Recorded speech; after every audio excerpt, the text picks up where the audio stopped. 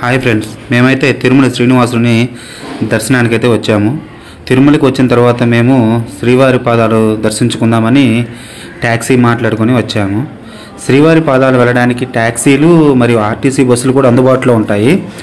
శ్రీవారి పాదాలను మనము శ్రీనివాసుని దర్శించుకునే ముందు వరాహస్వామిని ఎలా దర్శించుకుంటామో అలాగే శ్రీవారి పాద పద్మను కూడా దర్శించుకుంటే చాలా మంచిది అంటుంటారు. అందుకనే మేము శ్రీవారి పాదాలు చూద్దామని ముందుగా వచ్చాము.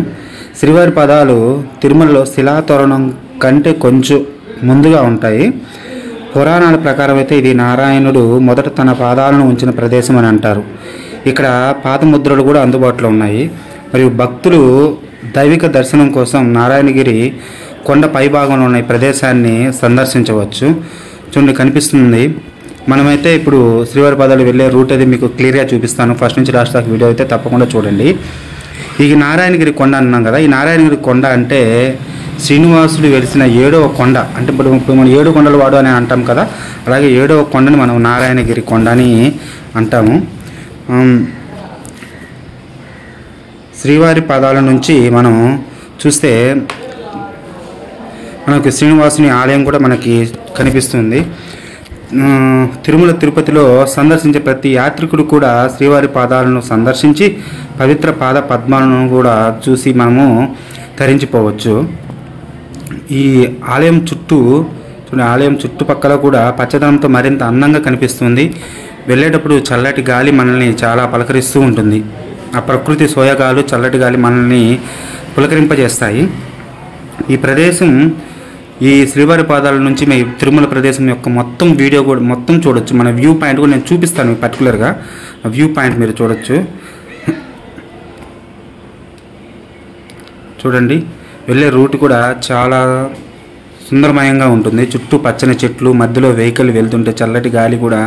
చూడండి, ఇక్కడ మనకు చూపించే ప్రదేశము తిరుమల శ్రీవారి పాదాలకు వెళ్ళే ప్రదేశం కాబట్టి చూడండి, చుట్టూ పచ్చని చెట్లు. ఇవన్నీ పైన వృక్షాలని అంటారు. పక్కన ఎవరు కూడా దిగి నడవద్దు, ఎందుకంటే ఇది భయంకరమైన ప్రదేశము, మనకి జంతువులు తిరిగే ప్రదేశము. చూడండి, మహావైకుంఠం నుండి వెంకటాద్రి దిగి వచ్చేటప్పుడు మొదటి పాదాన్ని ఇక్కడ పెట్టాడని, 2వ పాదాన్ని శిలాతోరణం దగ్గర పెట్టాడని, 3వ పాదాన్ని నేడు ఆనంద నిలయంలో స్వామి ఉన్న ప్రదేశంలో పెట్టాడని చెప్తారు. మనం ఇప్పుడు శ్రీనివాసుని చూస్తాం కదా, అక్కడ 3వ పాదం పెట్టాడని చూస్తూ ఉంటారు. శ్రీవారి పాదాల దిశ నేటికి కూడా మనకి తిరుమల వైపు, ఆయన వైకుంఠం వైపే మనకి చూపిస్తూ ఉంటాయి. కోనేటి రాయుడు తిరుమల వెంకన్నను భక్తులే కాదు బ్రహ్మాది దేవతలు కూడా పూజిస్తారని పురాణాలు చెబుతూ ఉంటాయి. వెంకటాచల క్షేత్రాన్ని బ్రహ్మాది దేవతలు వచ్చినప్పుడు నేరుగా శ్రీవారి పాదాల వద్దకు చేరుకుని శిరస్సు వంచి పాద పద్మాలను నమస్కరిస్తారట. చూడండి, ఇక్కడ పార్కింగ్ ప్లేస్కి అయితే వచ్చేసాము. పార్కింగ్ ప్లేస్లో మనకి ఇక్కడ శ్రీవారి పాదాలు పార్కింగ్ ప్లేస్ ఇదంతా. ఇక్కడ మొత్తం శ్రీవారి పాదాలకు ఉదయం 5 గంటల నుండి ప్రతి 2 నిమిషాలు కూడా ఒక బస్సు ఉంటుంది. ప్రైవేట్ ట్యాక్సీలు కూడా ఉంటాయి. చూడండి, ప్రైవేట్ ట్యాక్సీలు కూడా ఉన్నాయి.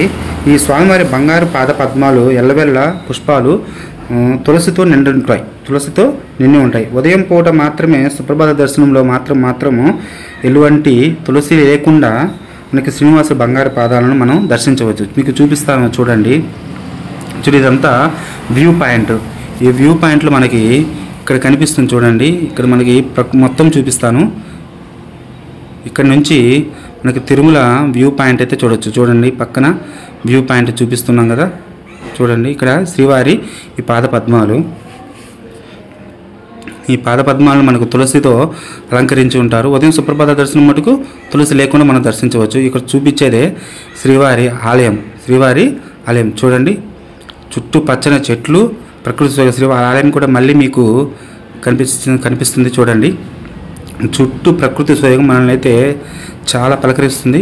ఇదైతే రిటర్న్ దిగేస్తున్నాం. Thank you friends.